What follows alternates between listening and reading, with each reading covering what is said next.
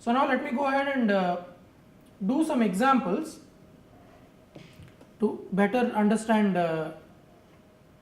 this notion. Okay.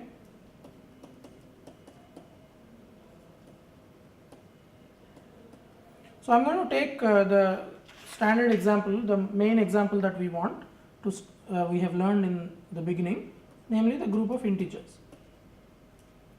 Right. So this is under addition. This is actually this is an abelian group, right? G is abelian. So every subgroup is normal. Remember, normality is a trivial property once you have an abelian subgroup, abelian group, because AB A inverse. What does normal mean? Means if A is in H, A is in G, H is in H, you want A inverse is in H. But if you have a abelian group, this is trivial because G is abelian, implies A inverse is A inverse H, which is H. That is certainly in capital H. So if you have an abelian group, every group is normal. That is trivial. So we can take any subgroup. In the previous slide we had H needed to be a normal subgroup, because now I am working with an abelian group, everything is normal. So I take any subgroup I want. For example, let's take 2Z. Remember, subgroups of integers are nz, where n is an integer. So let me start with 2Z. So what is G mod 2Z? G mod H. So this is same as Z mod 2Z. What is this? So again, as I said, you have to believe that quotient groups are easy to understand. Okay, and they are easy to understand. Just systematically work out what needs to be done. When I ask you what is Z mod 2Z, you have to ask yourself, what is the set first? What is the underlying set?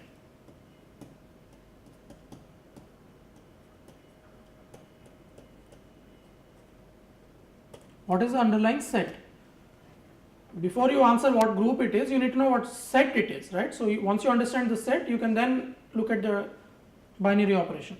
What is the underlying set? It is simply all left cosets of 2Z in Z, right? What are they? So certainly we have 2Z. Remember, left cosets are, in this case I am working with the group of integers, so and operation is addition, so I am going to denote cosets by m plus 2z.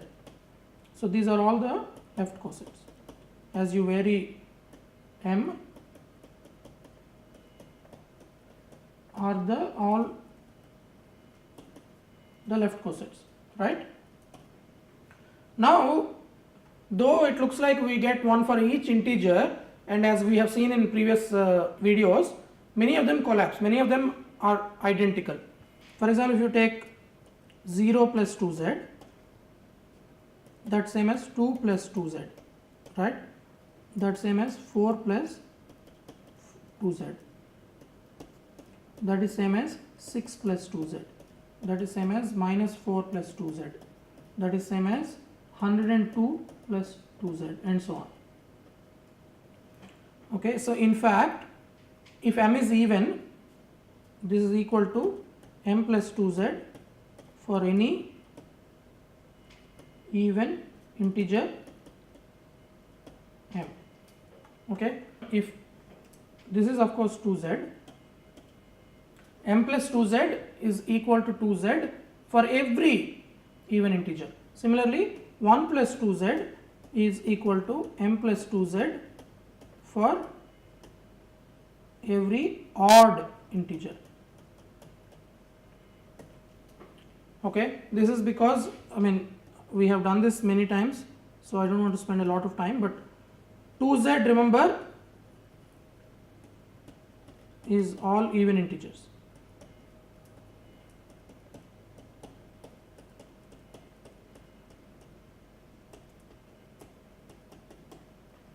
you add 1 to this, you get minus 3, minus 1, 1, 3, 5 and so on. If you add 3 to this, okay, so you get minus 1, minus 4 plus 3 is minus 1, minus 2 plus 3 is minus 4, yeah, minus 1, minus 2 plus 3 is 1, then you get 0 plus 3 is 3, 2 plus 3 is 5 and so on. So it is, as a set, these two are equal, right, because it is just shifting. At 0, 0 plus 1 is 1, but minus 2 plus 3 is 3. So these two are equal. So in fact, I mean, this is a quick explanation of why 1 plus 2z is equal to m plus 2z. Every odd integer would be contained in this set. So this is in fact, so in other words, 2z is the set of even integers, 1 plus 2z is the set of odd integers.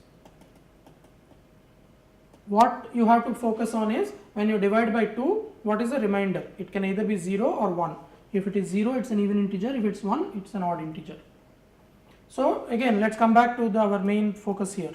I am trying to understand what is z mod 2z. As a set, it is simply 2z and 1 plus 2z. Okay, so as I said, again, remember that quotient groups are very easy to understand, because we have first now understood the set, and next is to understand the operation. What sometimes confuses people is the way that we describe the elements here. One is 2z, the other is 1 plus 2z. But don't worry about it. It's actually irrelevant what we call these. So let me call them E comma A. Okay, so E is 2z and A is 1 plus 2z. So I'm going to rewrite this in our standard notation of groups. 2z was the identity element, so I'm going to call it E. The other element is just called A. So see, when you write it like this, it becomes fairly clear, right? It is just an element, two element set, which are all even integers, all odd integers. Don't think like this if that confuses you. Think of them as just E comma A. Okay, this is the set. What is the operation? There is only two elements here, so it's very easy to define the binary operation. So what is 2z plus 1 plus 2z? So again, I am going to rewrite this as in my simplified notation. It is just E times A. So I am going to also switch the additive notation to product notation. What is this? This is, if you recall the definition of a quotient group here, AH and BH was simply ABH, where AB is the group operation of the group G. In this case Z. So 2, it is 0 plus Z, right? 0 plus 1 plus 2Z. This is 2Z. Sorry, this is 1 plus 2Z. I mean, this is not surprising because A times E must be A. Similarly, what is 1 plus 2Z plus 1 plus 2Z? All I do is first I add 1 and I have 2Z. So this is 2 plus 2Z, and that is same as 2Z. In the notation that I want you to think, 1 plus 2Z was A, right? So this is A and this is E. This is A squared equals E. Okay, so you have a group, that's it, you have described the group completely. So Z mod 2Z is a group with two elements E comma A, and the multiplication table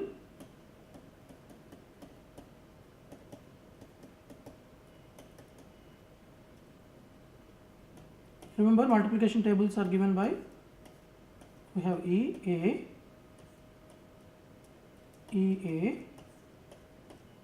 and what is EE? That's E. This is A, this is A, this is E. That's all.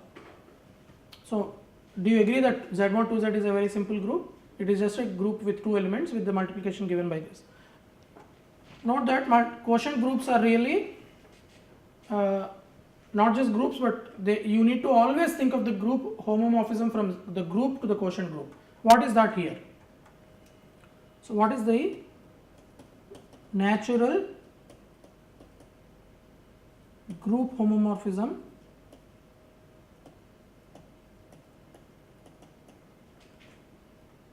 Z to Z mod 2Z? So remember, we have a natural group homomorphism always. The part of this summary here is very important. Not only do we talk about G mod H being a group, we also discuss the natural group homomorphism from G to G mod H, which is onto and has kernel equal to the subgroup H. So whatever it is in this case, it must be onto and it must have kernel equal to 2Z. But this is clear now, right? What is M? Phi M is by definition M plus 2Z. So this is, in my notation, this is E if M is even, because I'm identifying Z mod 2Z as E comma A. So this is E if M is even and A if M is odd. So this is the group homomorphism. It is certainly onto,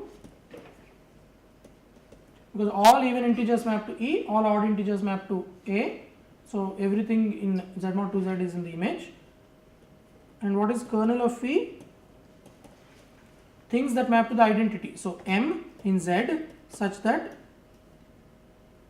phi M is E. So this is even integers. And this is precisely 2Z.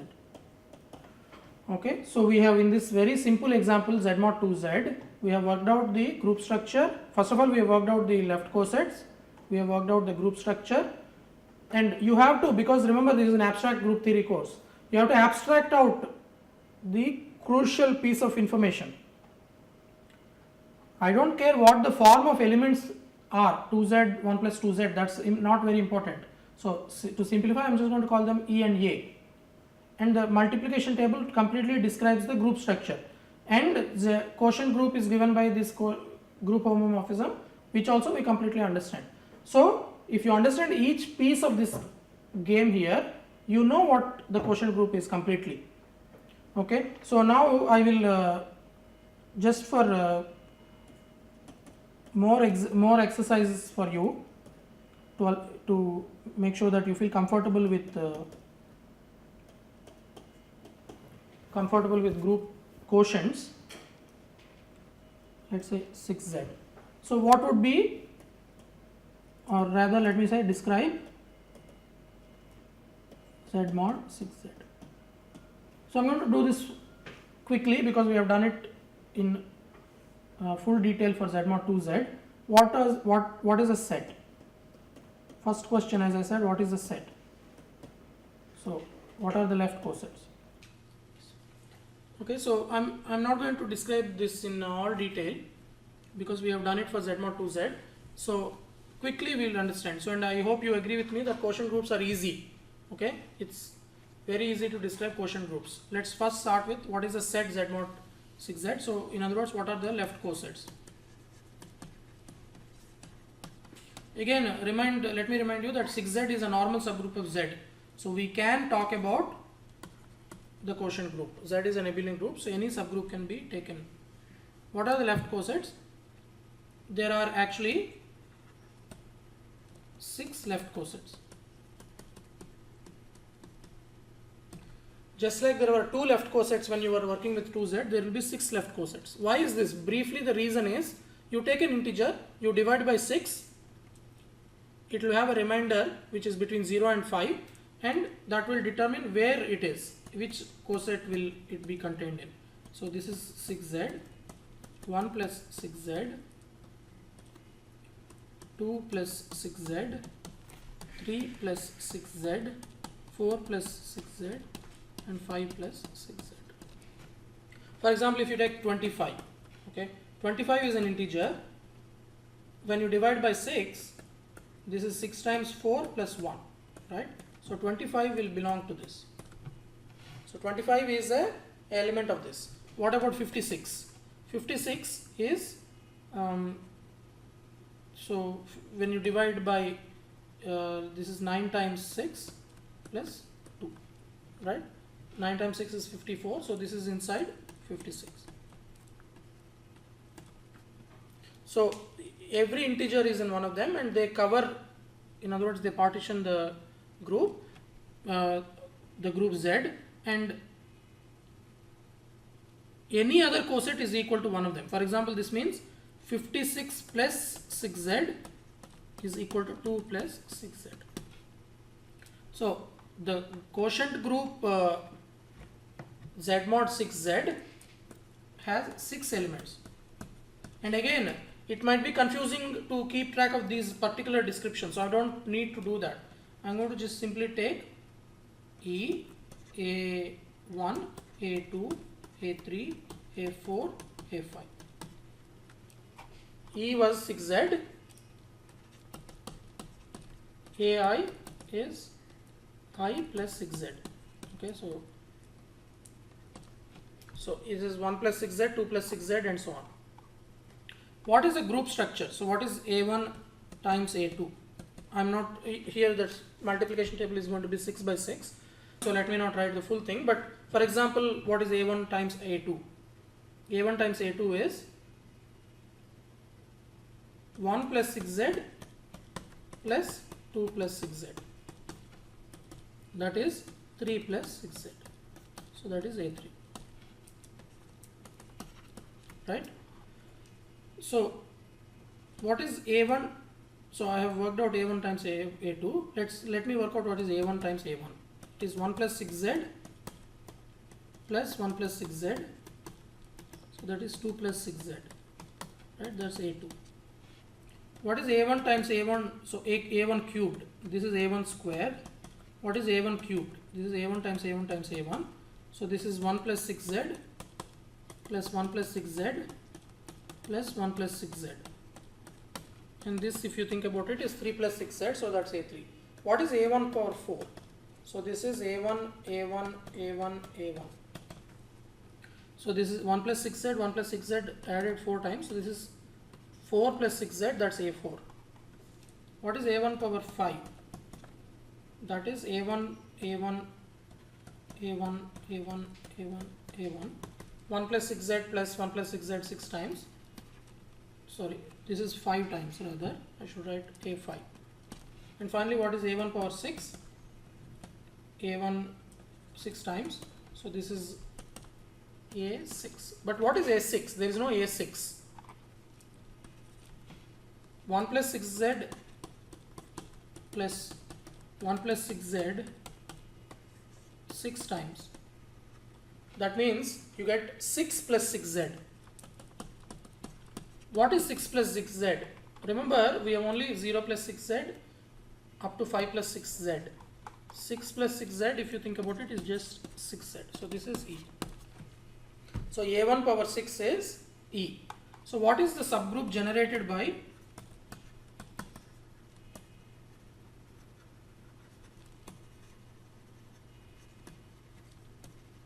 A1? So this is E, A1 A squared, A1 A1 squared, A2 squared, A3 squared. Sorry, this is not correct. It's A1 A1 squared, A1 cubed, A1 4, A1 5, and then A1 6 was E. So this is what it is. And this is actually, because of the calculation we have made, it's E, A1, A2, A3, A4, A5. So this is just Z mod 6Z. Any group which has an element like this has a name for it. What is that name? So Z mod 6Z is a cyclic group. This means at this point we can say order of A is 6. So 6 is the smallest positive integer such that A1 power 6 is identity. Okay, so Z mod 6 is a cyclic group of order 6. Okay, so this is just a observation we made, but the point is we have understood Z mod 6Z completely. Let me also write down the natural homomorphism.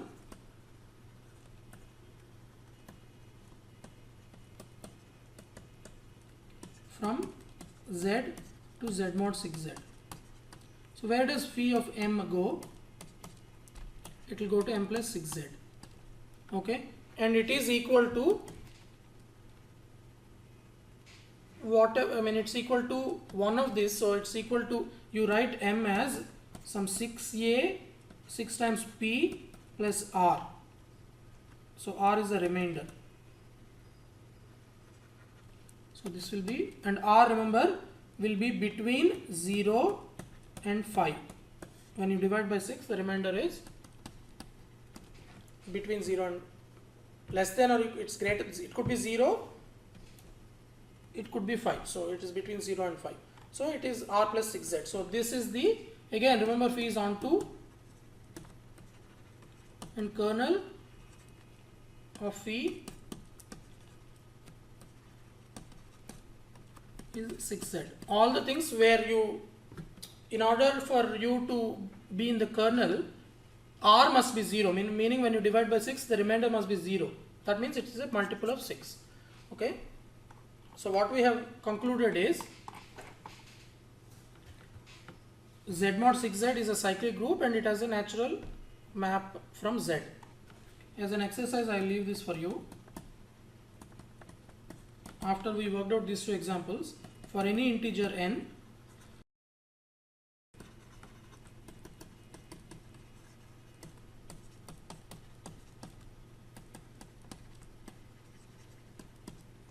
Z mod nz is always a cyclic group for any integer n of order n, exactly n elements. So it is a cyclic group of order n.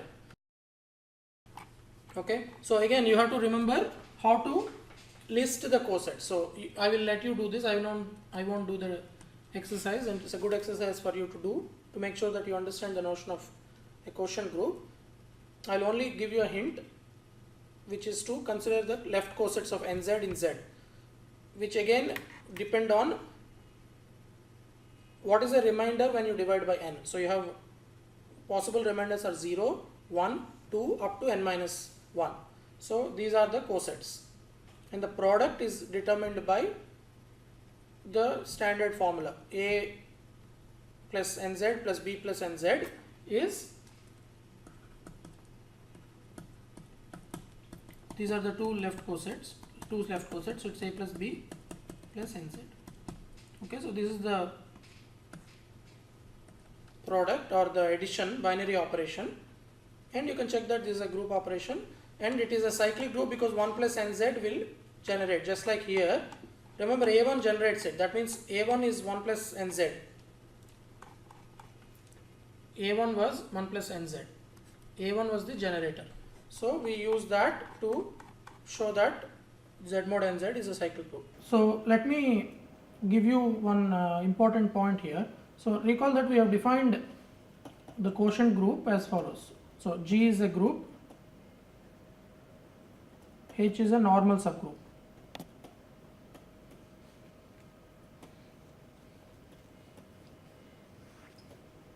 In this setup, we look at the set of left cosets, and I defined AH. Remember, I defined it like this.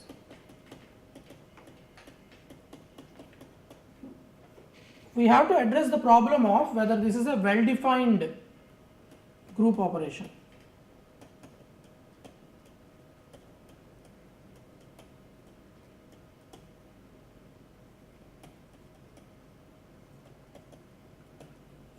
Because even though we have checked all the group properties hold, we haven't really addressed this problem.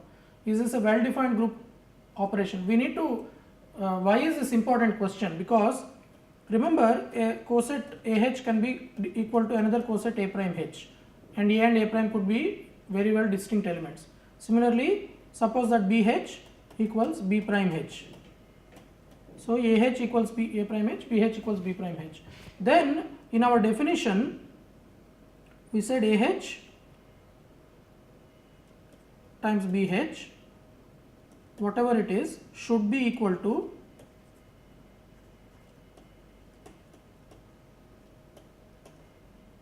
A prime H times B prime H, right? This must happen in order for a valid group operation, a well defined group operation, because this is a single element in that set that's equal to this. Similarly, this is another single element, that's BH and B prime H are actually same elements of G mod H. So when you multiply AH and BH, it must be the same as A prime H times B prime H.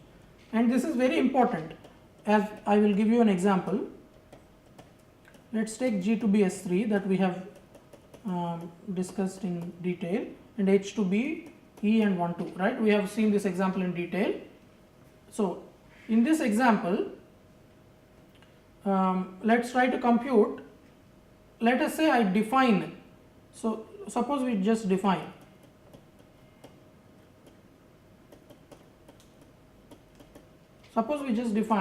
AAH times BH equals ABH. What happens if you just define it like this? Let's look at 2,3H, and we know 2,3H, if you remember the calculation we have done, through 2,3H is same as 132H, this we know. So if you square this element,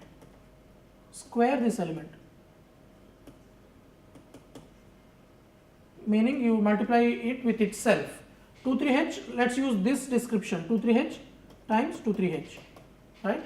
Then in this description, what do you get? You get 2,3 times 2,3H, but 2,3 is an element of order 2, so 2,3H is same as EH, right? But on the other hand, we can also use the description 132H. So 132H is same as 132H, but this is same, if our definition we apply, is same as 132 times 132H. What is 132, 132? If you do the product, it is simply 123H. But this is the problem, H is not equal to 123H, right? H is not equal to 123H. This also we see 123H is a different coset. So this is not a valid group operation. If you simply declare AH times BH is equal to ABH, this is not going to give you a valid group operation, because 23H is same as 132H, but you do it in two different ways, you get two different cosets. So it's important to note that we need H to be normal. And then why the problem doesn't happen? Why the problem doesn't occur? Because here there is no problem,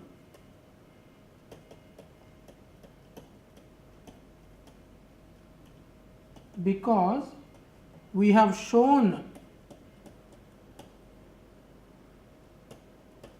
in the above proposition